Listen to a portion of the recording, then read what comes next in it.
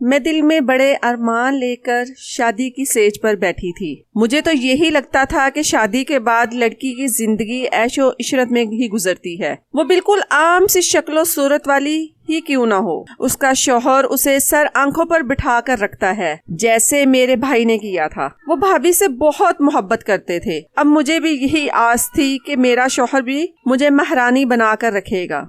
मैंने अपनी शादी की हर तैयारी खुद ही की थी, हर चीज में बढ़ चढ़ कर हिस्सा लिया था, अपना सामान भी खुद ही पैक किया था। यूं ही दिन गुजरते रहे और मैं रुखसत होकर सुहेल के घर आ गई। मेरा शौहर खूबसूरत मर्द था। वो दुल्हे के रूप में बहुत जच रहा था। मुझे फूलों से सजी सेज पर बिठा दिया गया तो मैं सुहेल का इंतजार करने लगी। मंगनी के बाद से हम दोनों के दरमियान कोई राब्ता नहीं था, इसलिए मैं चाहती थी कि शादी की रात ही हम दोनों के दरमियान से अजनबियत की दीवार गिर जाए। मैं सुहेल से ढेरों बातें करना चाहती थी। मैं शुरू से बड़ी चुलबुली सी लड़की थी। मैंने जिंदगी के एक एक लम्हे को भरपूर अंदाज में जिया था। अब भी यही चाहती थी कि मैं अपने शौहर की कंपनी एंजॉय करूं। मैंने उससे बातों की रिहर्सल भी कर रखी थी। मैंने एक एक लफ्ज सोच रखा था कि मैं अपने शौहर से क्या कहूंगी। जब वो मुझे कहेगा कि तुम प्यारी लग रही थी इकरा,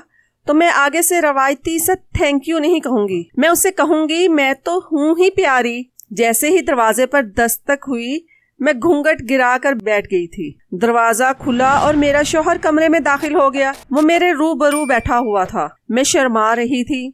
सुहेल ने मेरा घूंघट पलट दिया और अब वो मुझे गौर से देख रहा था, बिना कुछ कहे चुपचाप। मुझे कुछ अजीब सा महसूस हुआ, इसलिए नजरें उठाकर अपने शौहर की जानिब देखा। उसका चेहरा हर किस्म के तासुरात से पाक था। बड़ी देर खामोशी की नजर हो गई थी, फिर आखिरकार वो बोल ही पड़ा। कहने लगा, तुम तो बहुत प्यारी हो इकरा, यकीनन तुम्हारे चाहने वाले भी बेशुमार होंगे। मैं ये बात सुनकर चौंक गई। यूं तो मैंने बहुत से सवालात की तैयारी कर रखी थी कि ये जवाब दूंगी, वो कहूंगी, मगर ये सवाल ऐसा था जिसके बारे में मैंने वहमो गुमा में भी नहीं सोचा था। मैं बड़ी देर खामोश रही। तब सुहेल कहने लगा, लगता है मैंने तुम्हारी दुखती रग पर हाथ रख दिया है। कोई आशना तुम्हें याद आ गया है। अब की बार सुहेल ने मेरे किरदार पर हमला किया। मैं जल्दी से बोली, नहीं नहीं सुहेल, ऐसी बात नहीं है। मेरा कोई आशना नहीं। अगर कोई मुझे चाहता भी था तो मुझे इसका इल्म नहीं है और ना ही मैंने जानने की कोशिश की है। सुहेल कहने लगा, तुम्हें ज्यादा बातें बनाने की जरूरत नहीं है। मुझे सच सच बताओ, शादी से पहले तुम्हारे कितने माशके थे? अब की बार तो मैं रूहानी सी हो गई थी। कुछ समझ ही नहीं आ रहा था कि मुझे इस किस्म के सवाल का क्या जवाब देना चाहिए। मैं बोली, सुहेल, आपको नहीं लगता क्या कि हमें इतनी खूबसूरत रात इस तरह की बातें करके जाया नहीं करनी चाहिए? हमें एक दूसरे को जानने की कोशिश करनी चाहिए। सुहेल कहने लगा, ऐसा तो लग ही नहीं रहा कि आज हमारी शादी की पहली रात है। तुम में तो जरा शर्म नाम की चीज नहीं। देखो तो कैसे बातें कर रही है। मुझे तो यही लग रहा है कि तुम लड़कों से बातें करने की आदी हो। मैं जो भी कहती, सुहेल इसे मेरे ही खिलाफ इस्तेमाल कर रहा था, इसलिए मैं चुप करके बैठ गई। मैं अपनी जात का तमाशा नहीं बनाना चाहती थी। सुहेल कहने लगा, सबसे पहला इश्क तुम्हें कब हुआ था? मैं लब काटती रह गई। मैंने कोई जवाब नहीं दिया। सुहेल ने अपना सवाल दोहराया, मगर मैंने खामोश रहना ही मुनासिब समझा। तब सुहेल कहने लगा, अच्छा तो अब तुम मुझे जवाब भी नहीं दोगी? क्या तरबियत की है तुम्हारी माँ ने? सुहेल की ये बात सुनकर मेरी आंखों से आंसू गिर गए। मुझे समझ में आ गया था कि मेरी जिंदगी बहुत मुश्किल होने वाली है, मगर मुझे इस बात का हरगिज़ इल्म नहीं था कि वो मेरे साथ क्या करने वाला है। सुहेल उठकर कमरे से बाहर निकल गया और फिर थोड़ी देर बाद ही वापस आ गया और कहने लगा, इकरा, मुझे फिर से सुनाओ अपने आशिकों के किस्से। मैंने सर उठाकर देखा तो सुहेल के पीछे बहुत से लोग खड़े थे। मैं तो दंग ही रह गई। मैं तो पहले से ही रो रही थी। इस चीज का सुहेल ने फायदा उठाया। वो कहने लगा, देख रहे हैं ना आप, मेरी बीवी मेरी सेज पर बैठकर किसी और के लिए रो रही है। जैसे ही मैंने इकरा का घूंघट उठाया, मेरी बीवी ने झट से कह दिया कि खबरदार, मुझे हाथ लगाने की जरूरत नहीं है। मेरा निकाह तुमसे हो गया है तो क्या हुआ? मैं चाहती तो किसी और को हूँ। मैं तुमसे तलाक लेकर अपने आशिक के पास चली जाऊंगी। मुझे अब आप ही बताएं, मैं इस बेहया लड़की का क्या करूं जो मुझे शादी की पहली रात ही अपने महबूब के किस्से सुना रही है। मैं जल्दी से उठकर खड़ी हो गई और बोली, नहीं, मैंने ऐसा कुछ भी नहीं किया। सुहेल झूठ बोल रहा है। ये बात सुनकर सुहेल पलटा। वो मेरे रूबरू आकर खड़ा हो गया। उसने फुल फोर्स से मेरे मुंह पर थप्पड़ मारा। मैं तवाजुन बरकरार न रख पाई और बेड पर गिर गई। अब वो मुझ पर दहाड़ रहा था कि एक तो तुमने मेरा दिल दुखाया है और दूसरा तुम मुझ पर झूठ बोलने का इल्जाम लगा रही हो। फिर वो अपने साथ आए हुए लोगों से मुखातिब हुआ कि अब मुझे क्या करना चाहिए। औरतें तो कहने लगी कि ऐसी लड़की को तलाक दे देनी चाहिए, जबकि मर्द हजरात बोले कि ये तुम दोनों मियाँ बीवी का मामला है, जैसा मुनासिब लगता है वैसा करो। तो अचानक एक लड़की आगे बढ़ी। ये कोई और नहीं बल्कि मेरी इकलौती नंद थी। मैं खौफजदा होकर 2 कदम पीछे हटी थी कि न जाने अब ये मेरे साथ क्या सलूक करेगी, मगर उसने तो मेरा हाथ पकड़ लिया और सुहेल से कहने लगी कि शादी में आए हुए मेहमानों के सामने ये तमाशा लगाने की क्या जरूरत थी। इतना कहकर वो मुझे अपने साथ ले गई। उसने मुझे बेड पर बिठा दिया तो मैं रोने लगी और अपनी सफाई में बोली कि नताशा, खुदा की कसम मैंने ऐसा कुछ भी नहीं किया। वो कहने लगी, तुम्हें किसी किस्म की सफाई देने की जरूरत नहीं है। मैं अपने भाई के तमाम करतूतों से वाकिफ हूँ। भाई अब तक 5 बीवियों के साथ ही ऐसा कर चुके हैं। वो घर आए हुए मेहमानों के सामने अपनी बीवी को बदनाम कर देते हैं और फिर सुबह होते ही दुल्हन को गायब कर देते हैं। फिर मशहूर कर देते हैं कि वो अपने आशिक के साथ भाग गई। मेरा तो मुंह खुले का खुला रह गया। मैं बोली, अब मैं क्या करूं? क्या मेरे साथ भी यही सब होगा? मेरी नंद कहने लगी, अब आप चुपके से मेरे कमरे में सो जाना, मैं सब संभाल लूंगी। मैं आपको भाई के जुल्म का शिकार नहीं होने दूंगी। मेरा भाई बहुत बुरा इंसान है। उसने मासूम लड़कियों के साथ जो कुछ किया है, इस वजह से मुझे उससे नफरत हो गई है। पहले मैं नासमझ थी, कुछ कर नहीं पाई, मगर अब आपसे वादा करती हूँ कि आपको भाई के जुल्म का शिकार नहीं होने दूंगी। सच कहूँ तो मुझे अपने भाई से शदीद नफरत है। दिल चाहता है कि इसे सबके सामने बेनकाब करूं, मगर फिर ये सोचकर चुप कर जाती हूँ कि जैसा भी है तो मेरा ही भाई, मेरा अपना, मेरा खून। मैं तो अपनी नंद की बातें सुनकर मजीद सहम गई और बोली, अगर ऐसी ही बात थी तो मुझे पहले क्यों नहीं बताया? मैं शादी ही न करती। नताशा कहने लगी, भाई आपसे शादी ना करते तो किसी और के साथ कर लेते। किसी न किसी को तो इस तरह जलील करना ही था। मगर आप फिक्र न करें, इस बार मैं ऐसा कुछ भी नहीं होने दूंगी। मुझे जैसे ही मौका मिले मैं आपको यहाँ से भगा दूंगी, नहीं तो फिर भाई आपको गायब कर देगा। आपका तो सुराग भी नहीं मिलेगा। मैं अपनी नंद की बातें सुनकर बड़ा डर गई थी। मैंने तो ख्वाब में भी नहीं सोचा था कि मेरे साथ ऐसा हो जाएगा। वो घर जिसे दुनिया में मेरे लिए सबसे ज्यादा महफूज होना था, अब मुझे वहीं पर रहते हुए डर लग रहा था। खैर, रात यूं ही आंखों में कट गई थी। सुबह मैं तब तक कमरे से बाहर नहीं निकली थी जब तक मेहमान अपने अपने घरों को वापस नहीं लौट गए। मैं तो किसी से नजर मिलाने के भी काबिल नहीं थी। इस सब में मेरे साथ नताशा ने, उसने ही मुझे मशवरा दिया कि किसी को मुंह लगाने की जरूरत नहीं है। मैं सुबह होते ही तमाम मेहमानों को रुखसत कर दूंगी, फिर तुम्हारा और भाई का मामला भी सुलझा लेंगे। मुझे तो कुछ इल्म ही नहीं था कि आगे मेरे साथ क्या होना है। सुहेल ने जो हरकत शादी की पहली रात ही कर दी थी, उसकी वजह से वो मेरे दिल से तो उतर गया था, मगर मैं अपने वालिदैन के घर वापस नहीं जा सकती। जाना चाहती भी तो शायद मुझे कबूल ना किया जाता। खैर, जब सब मेहमान वापस चले गए तो नताशा ने सुहेल और मुझे रूबरू किया। सुहेल कहने लगा, नताशा, तुम इस बदकिरदार लड़की को मेरे सामने मत लाओ। उसने मुझे बड़ा दुख दिया है। मैं अब इसकी शक्ल भी नहीं देखना चाहता। तब मैं आगे बढ़ी और बोली, मैंने कोई दुख नहीं दिया। मेरे किरदार पर सवाल आपने उठाया। मैं इस चीज के लिए आपको कभी माफ नहीं करूंगी। सुहेल के लबों पर तंजिया मुस्कुराहट फैल गई और वो कहने लगा, तुमसे माफी मांग भी कौन रहा है? इतना कहकर सुहेल आगे बढ़ गया, जबकि मैं खड़ी रह गई। नताशा कहने लगी, तुमने अब क्या सोचा है? मैं तो तुम्हें यही मशवरा दूंगी कि अपने घर वापस चली जाओ। सुहेल ने तुम्हारे साथ बहुत बुरा किया है, इसे ये सब नहीं करना चाहिए था। मगर तुम पहली लड़की तो नहीं हो। इसने पहले भी कई बार ही ये सब किया है और फिर अपनी बीवी को भी गायब कर देता है।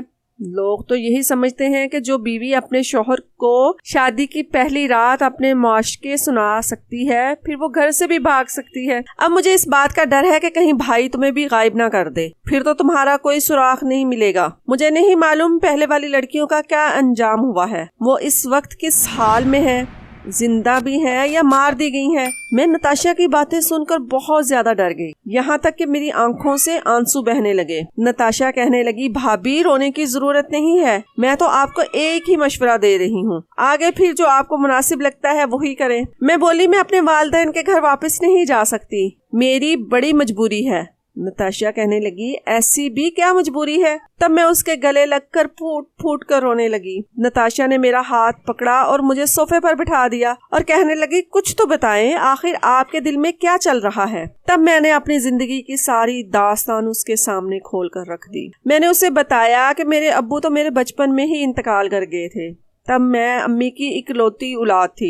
अम्मी बेवा होकर अपने वालिदैन के घर आ गई तो उन्होंने अम्मी से कहा कि हम तुम्हारी दूसरी शादी करना चाहते हैं। अम्मी ने मना कर दिया। अम्मी जोरों के तार रोती रही कि मैं अपने मरहूम शौहर के साथ बेवफाई नहीं कर सकती, मैं दूसरी शादी नहीं करूंगी। तब नानी ने कहा कि अगर हमें कुछ हो गया तो खुद सोचो कि तुम्हारा क्या बनेगा, तुम्हारी बच्ची का क्या होगा। तुम जवान हो, अभी तो तुम्हें कोई रिश्ता मिल जाएगा, लेकिन आगे हालात ऐसे आएंगे कि तुमसे ना तो कोई शादी करेगा और ना ही तुम्हें कोई सहारा देगा, तुम तन्हा रह जाओगी। अम्मी बहुत मजबूर हो गई, इसलिए उन्होंने दूसरी शादी की हामी भर ली, मगर शर्त यही रखी थी कि मैं अपनी बेटी को भी साथ लेकर जाऊंगी। मेरे सौतेले बाप ने इस शर्त को खुशी खुशी मान लिया। उसने कहा कि मैं अपनी बीवी की पहली बेटी को अपना लूंगा, उससे अपने बच्चों की तरह प्यार करूंगा, बस वो हमारे घर आ जाए। अम्मी बहुत खुश हो गई थी। ये बात सुनकर उन्हें दिलासा मिल गया था कि जब मैं अम्मी के साथ रुखसत होके उनके घर गई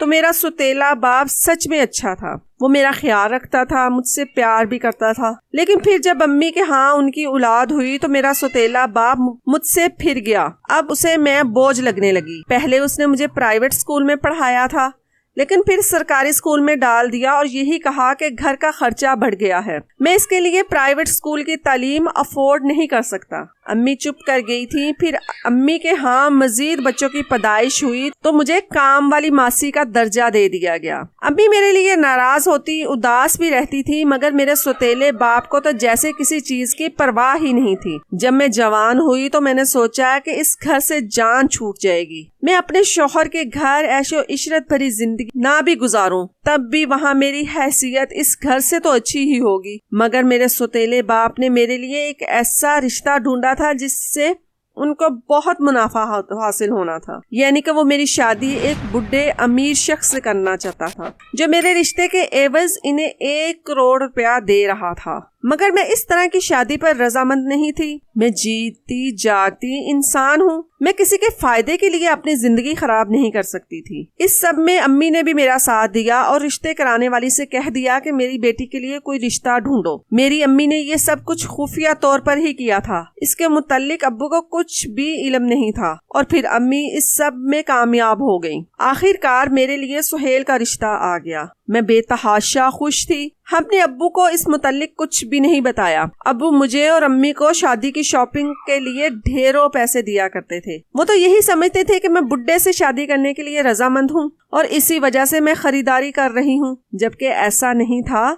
मैं तो सुहेल के साथ शादी की तैयारी कर रही थी। मैंने हर चीज में बढ़ चढ़ कर हिस्सा लिया, खूब हल्ला गुल्ला किया। अपनी जहेज की तमाम चीजें मैंने ही खरीदी। जब मेरी शादी में 1 हफ्ता रह गया तब अम्मी ने अब्बू को ये सारी बात बता दी। अब्बू तो सीख पा हो गए थे, अम्मी को तलाक देने लगे थे। मगर फिर अब्बू के बच्चे भी आगे आ गए और मेरी सौतेली बहन ने मेरे लिए स्टैंड लिया और उसने कहा कि अब्बू, अगर आपको लगता है कि उस बुड्ढे का रिश्ता इतना ही अच्छा है तो आप आपी की शादी सुहेल भाई से कर दे और मेरी शादी इस बुड्ढे से कर दे। ये बात सुनकर मेरा सौतेला बाप चुप कर गया। उसके पास कोई जवाब नहीं था, इसलिए वो अपनी इस हरकत से बाज रहा और मेरी शादी सुहेल से हो गई। लेकिन अब अगर मैं तलाक लेकर वापस चली गई या तो मेरा बाप मुझे धक्के देकर घर से निकाल देगा या फिर इस चीज का फायदा उठाएगा और मेरी शादी उस बुड्ढे के साथ दोबारा कर देगा। मैं यहाँ से नहीं जाऊंगी। मैं सुहेल को एक और मौका दूंगी। मैं अपनी जिंदगी को किसी के लालच की भीड़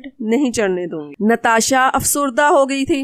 वो कहने लगी, लालच से बच गई तो सुहेल के हत्थे चढ़ जाओगी। फैसला आपके हाथ में है। मैं आपको बार बार समझा रही हूँ कि सुहेल अच्छा इंसान नहीं है। मैं चुप कर गई। जिंदगी मुझे बहुत अजीब से मोड़ पर ले आई थी। नताशा ने मेरे साथ इतनी नेकी तो कर ही रही थी कि वो मुझे अपने कमरे में सुलाने लगी। मुझे सोफे पर ही जगह मिलती, मगर मेरे लिए ये भी गनीमत थी। उसने मुझसे कहा था, भाभी आप मेरे कमरे में सो जाया करें जब तक आप किसी फैसले पर नहीं पहुंचती। मैंने हामी भर ली। 2 रातें तो मैं बैठकर ही गुजारी थी, मगर तीसरी रात मुझे नींद आ गई। मैं खुद से भी बेखबर सो रही थी जब अचानक मेरी आवाज किसी की बनबनाहट की आवाज सुनकर खुली थी। मैंने जल्दी से आंखें खोल दी थी। सामने का मंजर बड़ा हैरान कुन था। नताशा के सामने ही सुहेल खड़ा था। दोनों ने एक दूसरे के हाथ थामे हुए थे। सुहेल रो रहा था। वो कह रहा था, नताशा तुम जानती हो ना मैं ये सब क्यों कर रहा हूँ, सिर्फ और सिर्फ तुम्हारे लिए। नताशा बोली, हाँ हाँ सुहेल, मुझे तुम्हारी एक एक कुर्बानी याद है। मैं तुम्हारी एहसानमंद हूँ। तुम बहुत अच्छे इंसान हो। ये सब बातें मेरे लिए गैर मुतवक्का थी।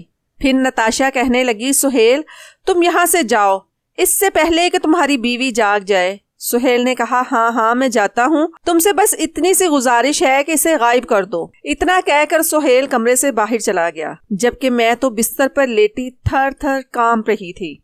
मैंने नताशा को अपना सगा समझा, मगर इस सब के पीछे तो उसी का हाथ था। मेरी आंखों से आंसू बहने लगे थे। नताशा मेरे पास आकर मुझे चेक करने लगी थी कि मैं सो रही हूँ या जाग गई हूँ। मैंने जल्दी से आंखें बंद कर ली। मुझे यही डर था कि कहीं नताशा को इल्म न हो जाए कि मैं जाग गई हूँ। खैर अब मुझे समझ ही नहीं आ रहा था कि मैं क्या करूँ। सारी रात मैं अल्लाह से मदद ही मांगती रही। सुबह हुई तो अम्मी की कॉल आ गई। वो मुझसे पूछ रही थी कि बेटा तुम अपने घर में खुश तो हो ना। ये सवाल सुनकर मेरे जख्म हरे हो गए थे। जी तो चाहता था कि इनसे कह दूं कि मैं एक दलदल से बचकर दूसरे घड़े में जा गिरी हूँ, मगर मैंने कहा, अम्मी मैं बहुत ज्यादा खुश हूँ, इतनी खुश कि मैं अल्फाज में बयान नहीं कर सकती। अम्मी मेरी ये बात सुनकर खुश हो गई। उन्होंने इधर उधर की चंद बातें करके फोन बंद कर दिया। अब मैं अपने अजीबो गरीब से ससुराल के मुताल्लिक सोचने लगी। मेरा रिश्ता मांगने के लिए मेरा ससुर आया था, तब अब्बू घर पर मौजूद नहीं थे। अम्मी ने राजदारी से सब कुछ तय कर दिया था। वो एक भले इंसान महसूस होते थे। मेरी नंद भी शादी से पहले अच्छी ही लगती थी। वो मुझसे कहने लगी, भाभी हमारी वालदा का इंतकाल हो गया है, अब आपने ही हमारे साथ प्यार और मोहब्बत से रहना है, और मैं आपसे वादा करती हूँ कि मैं कभी भी आपको शिकायत का मौका नहीं दूंगी। वो जब अब्बू के साथ मेरा रिश्ता लेने आई थी तो बड़ी खुश लगती थी, मगर अब तो वो मुझसे कह रही थी कि मेरा भाई ही बुरा है। फिर दूसरी जानिब सुहेल नताशा से कह रहा था कि मैं ये सब तुम्हारे लिए कर रहा हूँ। इस सब में सबसे ज्यादा पुरइस्रार किरदार मेरे ससुर का था। वो तो हर वक्त अपने कमरे में ही बंद रहता था, बाहर तो निकलता ही नहीं था। मैंने सोचा कि मुझे अपने ससुर से सारी मालूमात ले लेनी चाहिए। फिर इस बात का भी सर था कि न जाने वो अपने बच्चों के साथ मिला हुआ हो। अगर इन्हें इल्म हो गया कि मैं इनके काले करतूत जान गई हूँ तो वो मुझे रास्ते से ही न हटा दें। इस सब का आसान हल तो यही था कि मैं अपने वालिदैन के घर चली जाऊं, खुद को इनसे बचा लूं। मगर फिर सोचती कि वो 5 लड़कियां जिनको सुहेल पहले ही गायब कर चुका है, न जाने वो कहाँ होंगी और किस हाल में होंगी। मैंने सोचा कि मेरी जिंदगी का तो वैसे भी कोई फायदा नहीं है। यहाँ से बच के जाऊंगी तो एक बुड्ढे के दिल को बहलाने का सामान बनकर रह जाऊंगी। तो क्यों ना मैं कुछ अच्छा ही कर जाऊं। मैं इन 5 लड़कियों का सुराग लगाऊं, इनके बारे में मालूमात हासिल करूं। हो सकता है कि अल्लाह मुझसे राजी हो जाए और फिर मेरी मदद कर दे, मुझे इस मुश्किल से निकाल दे। मैंने बहुत सोच विचार की थी। आखिरकार मैं इस नतीजे पर पहुंची कि मुझे कुछ भी करने से पहले अपने ससुर के पास जाना चाहिए। मैं उनके कमरे में गई तो मुझे देखकर हैरान रह गए और फिर उठ के खड़े हो गए और बोले, आओ बेटा आओ, कैसे आना हुआ। मैं बोली, बस वैसे ही आपका हाल चाल मालूम करने आई हूँ। वो मुस्कुरा दिए और मुझे सोफे पर बैठने के लिए जगह दी। कहने लगे कि मैं तो तुमसे नजरें मिलाने के काबिल ही नहीं। मेरे बेटे ने जो तुम्हारे साथ किया है, मेहमानों से घर भरा पड़ा था जब उसने तुम पर तोहमत लगाई। इस वजह से मैं कमरे में बंद होकर रह गया। यही सोचा था कि अगर तुमने मुझसे पूछ लिया कि अंकल क्या आप मुझे इसलिए ब्याह कर लाए हैं कि आपका बेटा मुझे बदनाम कर दे, तो मैं क्या जवाब दे पाता। मैं जो बात अपने ससुर से करना चाहती थी उसने पहले ही शुरू कर दी। मैं बोली, अंकल मुझे इल्म है कि सुहेल पहले भी 5 लड़कियों के साथ ये सब कुछ कर चुका है, तो फिर आपने मुझे खबरदार क्यों नहीं किया? आप नहीं जानती कि मैं अपने वालिदैन के घर भी बड़ी मुश्किल हालात में जिंदगी गुजार रही थी। मैंने तो यही सोचा था कि ब्याह कर जब अपने शौहर के घर जाऊंगी तो सब कुछ ठीक हो जाएगा, मगर ऐसा भी मुमकिन नहीं हुआ। देखे ना, यहाँ भी मेरे लिए कैसे हालात पैदा हो गए हैं। मेरे ससुर ने जब ये बात सुनी कि मुझे इल्म हो गया है कि सुहेल पहले भी ये सब कर चुका है, तो मेरा ससुर कहने लगा कि बेटा मैं तुमसे माजरत करता हूँ, मुझे तुम माफ कर देना। मैं बोली, मैं आपको माफ तो कर दूंगी, मगर क्या आप मुझे बता सकते हैं कि सुहेल ऐसा क्यों करता है? मेरे ससुर ने नफी में सर हिला दिया और बोला कि मैंने हर किस्म की कोशिश कर ली है कि उससे पूछूं कि मुझे बताओ तुम ये सब क्यों करते हो। यहाँ तक कि मैंने नताशा को भी ड्यूटी दी थी कि वो सुहेल से मालूम करे कि वो ये सब क्यों कर रहा है, मगर नताशा भी नाकाम ही रही। सुहेल ने इससे भी अपना राज नहीं दिया। मैं खामोश होगी। मेरे ससुर कहने लगे कि क्या तुम्हें मालूम हो गया है? मैंने नफी में सर हिला दिया और उठकर अपने कमरे में आ गई। मैंने सोच लिया था कि ये केस तो मैं हल कर कर ही यहाँ से जाऊंगी। मैं इन 5 लड़कियों का भी सुराग लगा कर रहूंगी कि आखिर इनके साथ क्या हुआ था। अब हर रात मैं बिस्तर पर लेटकर सोने का नाटक किया करती, मगर जागती रहती थी कि शायद फिर से सुहेल आए और मुझे नताशा और सुहेल का प्लान मालूम हो जाए। मगर यूं ही करते करते पूरा हफ्ता गुजर गया। मैं तो ना उम्मीद होने लगी थी कि शायद अब मुझे कभी भी इल्म ना हो। उसी रात सब कुछ मेरे सामने आया हो गया था। रात का वक्त था जब मुझे महसूस हुआ कि कोई कमरे में दाखिल हुआ है। मैंने थोड़ी सी आंख खोलकर देखी तो वो कोई और नहीं बल्कि सुहेल था। आज वो काफी गुस्से में लग रहा था। वो नताशा से कहने लगा, ये लड़की अभी तक इस घर में क्या कर रही है? मैंने जब तुमसे कहा था कि इसे यहाँ से चलता करो तो तुमने ऐसा क्यों नहीं किया? नताशा कहने लगी, भाई ये लड़की बहुत ढीठ है, नहीं जा रही। मुझे समझ नहीं आ रहा कि मैं आपकी जान इससे कैसे छुड़वाऊं। सुहेल कहने लगा, ये अपने घर वापस क्यों नहीं जाती?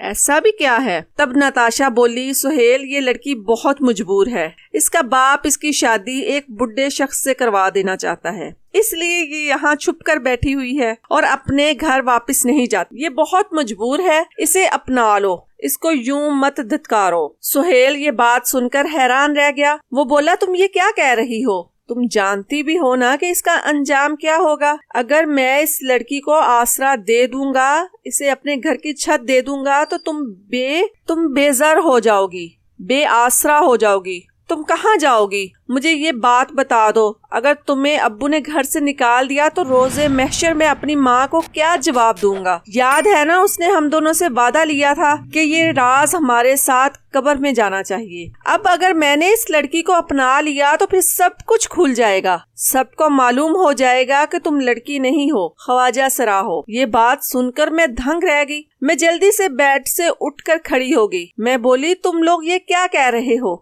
मुझे जागता देखकर सुहेल और नताशा घबरा गए। नताशा फूट फूट कर रोने लगी। वो बोली, भाभी आपने ठीक सुना है, मैं ख्वाजा सरा हूँ। ये जो कुछ भी हो रहा है मेरी वजह से ही हो रहा है। मैं ख्वाजा सरा पैदा हुई थी। अम्मी ने ये खबर सबसे छुपा ली थी। उन्हें डर था कि अगर ये बात खानदान में निकल गई तो इन्हें तलाक हो जाएगी या फिर मुझे ख्वाजा सराओं के हवाले कर दिया जाएगा। बस अम्मी ने इस बात को अपने शोहर से भी छुपा लिया था। यूं मैं बड़ी होने लगी थी। मैं 15 वर्ष की थी जब अम्मी की तबीयत बिगड़ गई। अम्मी ने सुहेल को अपने पास बुलाकर सारी बात की थी। उसे बता दिया कि मैं ख्वाजा सरा हूँ। अम्मी ने सुहेल से कहा कि तुम अपनी बहन का पर्दा बनाए रखना, इस दुनिया वालों से छुपाए रखना। सुहेल ने मेरा बहुत ख्याल रखा। सब कुछ ठीक जा रहा था, मगर फिर अब्बू ने कह दिया कि वो सुहेल की शादी करके नताशा की भी शादी कर देंगे। मेरी शादी हो जाती तो गजब हो जाना था। इसलिए सुहेल ने मुझे बचाने के लिए सब खेल रचाया। उसने अपनी 5 बीवियों के साथ ये सब किया था।